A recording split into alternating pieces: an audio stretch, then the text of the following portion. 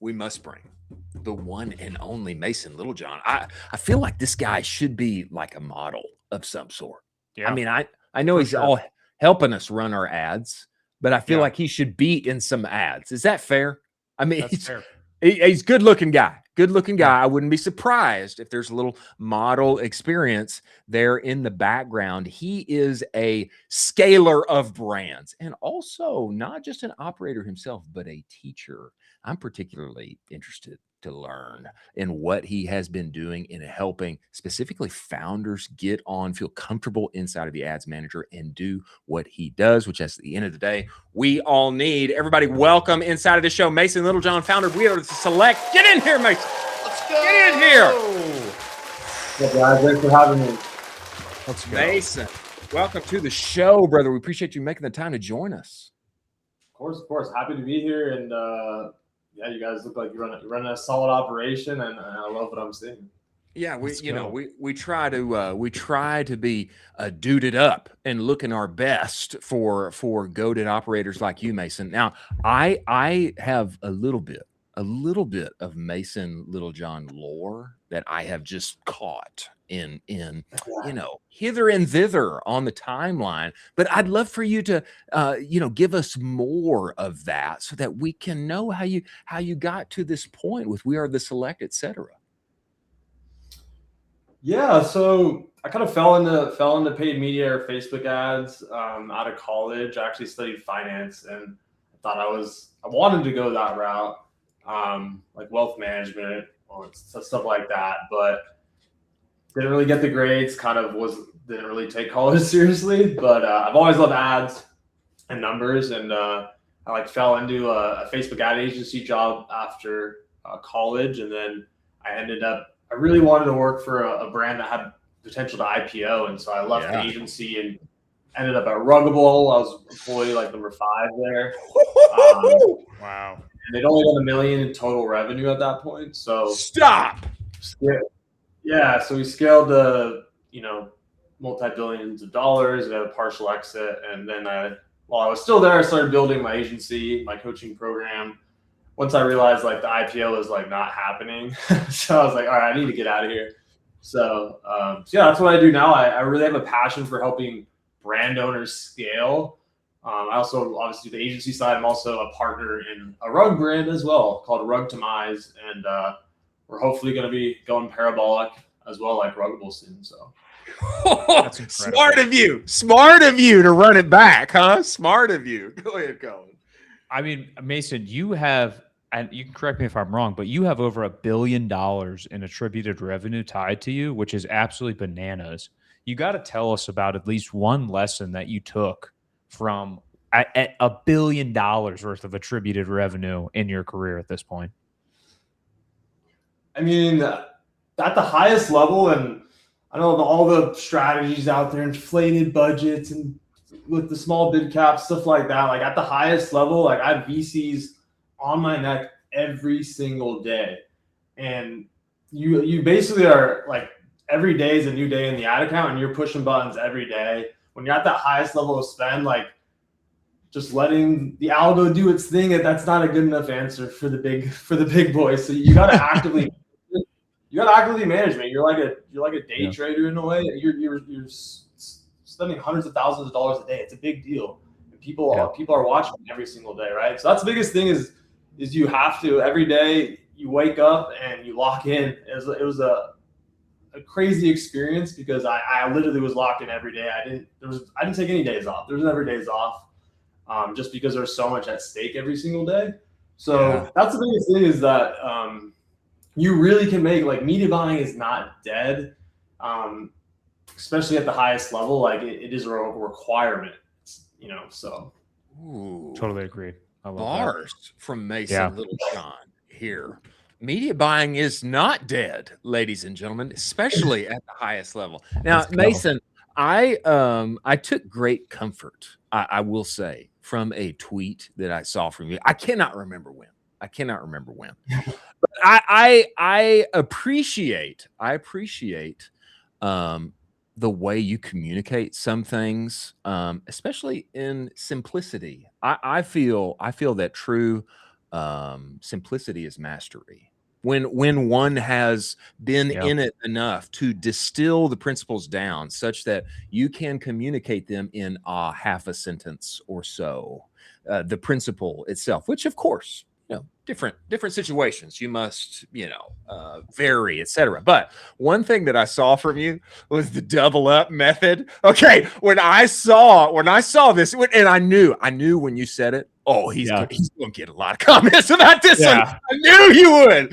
He's gonna get a lot on the timeline about this. But I was pumped that you put this out there, because this is exactly what I did at Bruce Bolt. I got in day one. Bruce Bolt's little baseball brand that, over a period of about 24 months or so, was one of the fastest growing stores on Shopify. What I did day one was I got in, I looked at the account, I said, we got double budget now. We got double budget, and then we got to keep double thing until we see any different in the account. Tell me about this. Yeah, I mean, at the simplest level, like you kind of mentioned, like this is an algorithm, and an algorithm works on signals. And so every budget increase you make tells the algorithm, hey, good job or bad job, right?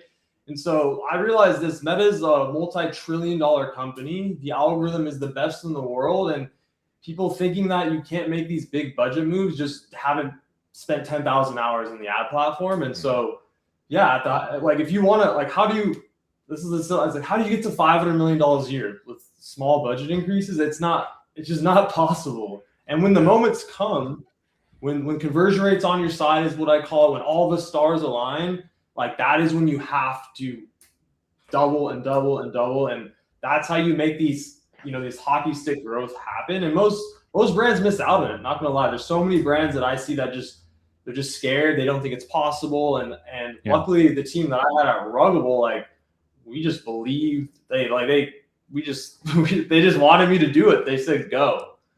And then we just kept doing it, and it kept working, and it led up to that crazy run up where we did $500 million a year, 3 years in a row in the US. Then we launched internationally. We ran up to 8 figures in the UK, Europe, and Australia, and that's when I ended up leaving. But yeah, the meta ads algorithm, it's such a strong algorithm, and that's why people are missing out when they play it too safe.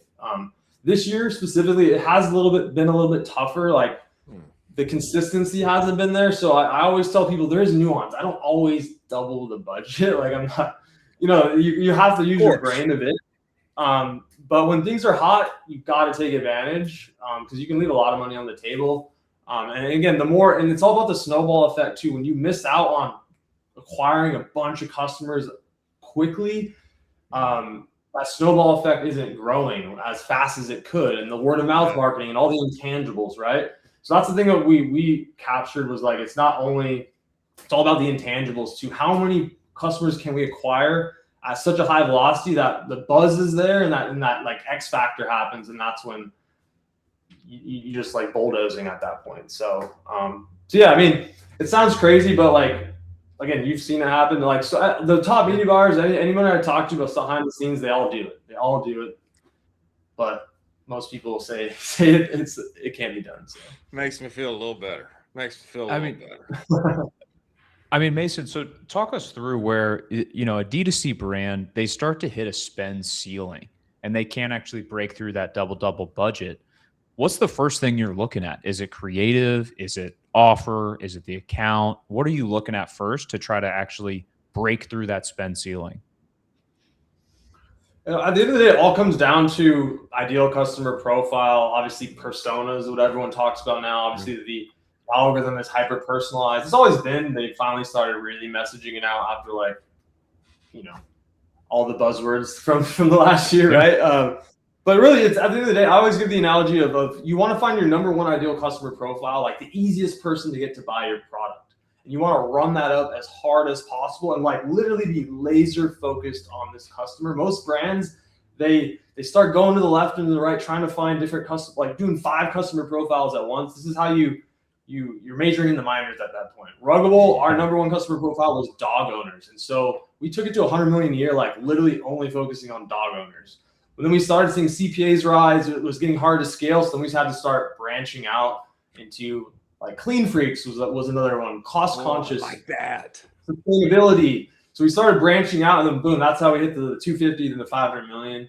Obviously, with creative diversification as well was huge. We ran every ad type within Meta under the sun. We created UGC DPA feeds. We used Marpipe. We used multiple, narrative, Tube Science, a bunch of performance creative agencies, right? Yeah. So we went full tilt with everything. But for small brands, really, it's all about, most of the time, they're like, you dive into their ad account and they're losing sight of their number one ideal customer profile. Typically, you can run it up to $1 million a month on one customer. Obviously, there's subsets within that customer, different angles to reach that customer, but most brands just lose focus, and that's the main issue with newer brands. Got it. Mason, tell me about your coaching program. I ask because it's always intrigued me. It's how I discovered you on X at some point. I have always felt that the thing that most founders need, especially if they're sub 7 figures a year, even they are 7 figures a year, and it would behoove them so much to feel more comfortable and know what to do if they are in the ad account themselves. It's something that when I was at Bruce Bolt, Taylor Holiday coached me for about 6 months, and it's something that he's always saying. He's like, hey, if you're at a certain level of revenue, dear founder, you need to be in that ad account. Know what's going on. Know how to operate that thing. This is why I've always felt, man, what you're doing over there is the Lord's work on the interwebs. Tell me about the coaching program. What you do, what it looks like. Give me all the details around it. Yeah, it's pretty simple. I mean, that's the gist of it is like, I want to help founders have control over their destiny. Like, it's the saddest thing when I hear people launching a brand and they just hand over the reins to a freelancer or an agency, And again, I'm an agency owner. Like, I know the benefits of agencies, but at the beginning, like, you gotta be so close to the customer, not only on the product side, but in the ad account. You got to see what they're interacting with. If you don't know what they're clicking on, you know what ads are resonating, you're just missing out on the whole business. So I just wanted to make it super simple for founders to learn how to, like, I always tell them, most of the work's done in the beginning. A lot of it's not even in the ad account. You got to get all your email flows set up. You got to get your website optimized, right? You got to have your pop-up dialed. Once you get all these like foundational things set up, then all you have to do really is focus on creative and product. So I help them get that foundation set up, and then I just kind of coach them through that growth. And it's a 6-month program. I build them out a 6-month growth plan. So how to scale over 6-month duration. And like any mentorship, the people that do the work are the ones that get the most results. Yeah. And we have tons of case studies of brands doing it. And I also build my own brand inside the program too. So I'm not just a mentor coach. I share everything, the good, the bad, like it's so over, we're so backs, that happened as a brand owner. So it's really cool because, I'm in the trenches with them with my own brand, but I also can bring all the agency knowledge, all the big brands I'm working on. I can bring that knowledge in and say, hey, this is what's working with the big dogs. We should try this here, and vice versa. I also can take, some of the learnings from coaching, bring it to the agency side too. So, but yeah, I really have a passion for it. And I recently realized, like, the under 100K a month mark, like those are the people I really want to help. There's the Evolve guys. They do a really good job at helping brands do 100K days. And I just realized, I'm like, they got that handled. I really enjoy the new brands and helping them get to their first 6 or 7 figure month. So that's kind of really where I've decided to sit. And I really just love what I do, and I have a passion for it. Love that. And it's always like, can I do it again? Can we help another brand do it again? It's so challenging, and most people don't want to take it on because it's tough. Because but I just have a passion for it, and we've had so many brand owners quit their 9-to-5s after. Oh, brother! It's nothing better than that. Just seeing people live out their dreams with ecom. So awesome. a small part of that is just really such a blessing. So. That's I mean, incredible, man. that's what this show is all about. We love that. You are also constantly posting hot takes on X. You got to talk to us about some of the takes that you've published that you've gotten some of the most pushback, but you drawn the line in the sand and you said, no, I'm double down on this. I agree with this. What's something that you got super crazy pushback on? I mean, the double up method was a big one. The double up was a huge. big one. I mean, people are like, this is a big one that people like. Everyone just like is obsessed with cost controls, and like the majority, 99% of brands like don't need them. Like again, everyone blazes the meta ads algorithm so hard, but they're like, oh no, but don't use highest volume though. No, you know what I mean? It's just like, dude, like you guys are like, it's not that deep, guys. Run highest volume, make good creative, and you could make a 7-figure business. But like these guys like it's like these top agency guys that work at 8- and 9-figure brands are telling like new brand owners they need to do big caps and cost caps. It's the worst advice. So new brand, again, that's why I'm here for the new brand owners. Like, yo guys, it's not that deep. Let's just focus on the fundamentals, like any sport. Bid caps and cost caps, that's at the, when you're in the top 1%, you really need to worry about that stuff. Let's just focus on the fundamentals. Don't get too deep. I know you want to follow the big boys, but these guys are not. They're talking about stuff that doesn't. It's not in this, the same lane that you guys are in. It's a completely different environment. That's fair. So that's the biggest thing is I have a problem with that, and they're like, because I get brand owners coming to me, should I do an inflated budget with like a low bid cap and like set my budget to 100K a day? I'm just like, dude. You guys like chill. Stop reading these guys' tweets. Stop watching these YouTube videos. Like you guys need to like it's like the meta ads algorithm. Like I said, it's so good. Like you just got to keep it super simple. And then once you start, you get to 6-7 figures a month before you start dabbling in that stuff because you really don't need to. You really don't need to. And that's maybe my hottest take. Is that it's much more simple. It's not that deep. It's not that deep, guys. Once you get to 7 figures, you can start exploring those things. But yeah, I guess that's my biggest hot take. I totally agree with this. I think Bart, the chef over at Dad Gang, he's also a proponent. I don't think I think last time I heard him talk about cost caps, etc. He says, I've never even ran them for Dad Gang. Yeah. I believe that's the case. I could be wrong. I think you're right. Yeah. I mean, I'll be honest. Like when we were at Ruggable, I was spending 80-90 million a year on meta, and the meta reps. This was the inflated budget strategy just came out, and they kept trying to get us to do it. And I'm just like we don't need to do it. Like it's just like okay. People do things like they just like think they just do things just to do them. I always say this: everything in your ad account has to have a purpose. Why are we doing this? What's the business outcome it's tied to? Like, people just do things just to do things. It's like, no. And at Ruggable, we use bid caps, but we still spent our full budget every day. We weren't trying to. We literally were doing it just to like make sure we weren't overbidding. We still wanted to spend full in every single day. Yeah. So again, I'm not against cost controls. I do use them for bigger brands, but with newer brands, I think it's really not. It's really something that just don't even need to worry about at all. The algorithm's so good. So yeah, Mason, totally this old boy that I have found on Twitter, I really like him. I believe his name is Spencer. I think it's Spencer. He's got a duck brand. Are you aware of him? And now he worked with you, didn't he? Yeah, he's one of my best ecom buddies. Yeah, he's actually part of the reason why I started meta ads at scale, because I started helping him in the DMs for a while. Yeah, we started doing calls, and then I was like, you know what? I can help way more people because I started getting so many people hitting me up. It's like, you know what?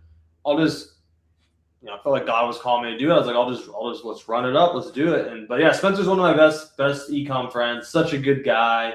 Man, he sings it. Yeah, he's a good dude. I love that guy. And I think that I really believe 2026 and beyond. I have a number of friends that are this right now. The one-man brand is real. Nitty gritty. You know, hey, we're going to start shipping this thing from the garage, you know, and I'm going to get in there and I'm going to dink and dunk inside of Meta ads. I'm going to make the ads like it's possible and I can do it. And you know, he's such a great story. And I was following along while he was working with you, and he got to eventually quit his job, you know, and just, you know, you're watching his, you know, his fulfillment in his like office, like change, you know, he's like, man, I'm organizing it like this, you know, and all, man, this is what we do and why we do what we do in e-commerce. Yeah. It's like, it's the promise of freedom. Yeah. It's like, I can have my own business, you know, and I can do this. It's the wonderful thing about the internet. One doesn't need a PhD in order to do it. You need a little grit and a little know-how, and sometimes somebody in your DMs helping you out. Exactly. I mean, I think the Twitter X community, I mean, that's what helped me get the confidence to launch my own things, and I've been able to pay it back, which has been amazing. But yeah, that's what it's all about. I mean, living there's nothing wrong with, you know, jobs. It's like, it's just doing live a life that you want to live, and like get help from people a little bit ahead of you, because most of the time people are willing to help.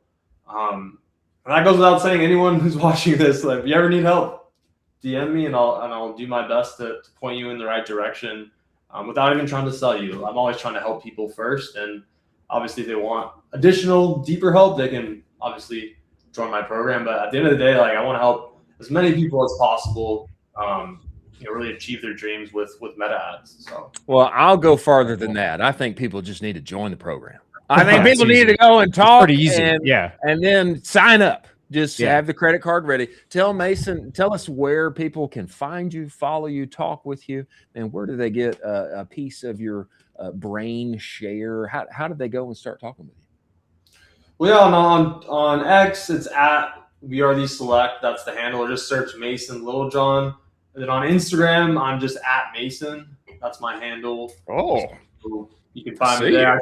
Yeah, I'm trying to do some more posting there. And then YouTube, just if you search Mason Littlejohn on YouTube, I'm really going to be ramping up the YouTube quite a bit this year too. Yeah, that's really where you can find me. And I'm most active. If you hit me in Twitter DMs, that's most likely where I respond the most, out of all the platforms. Awesome. Amazing. We appreciate you, man. We look forward to having you back. We appreciate what you do, brother. Thank you, man. Awesome. You guys take care.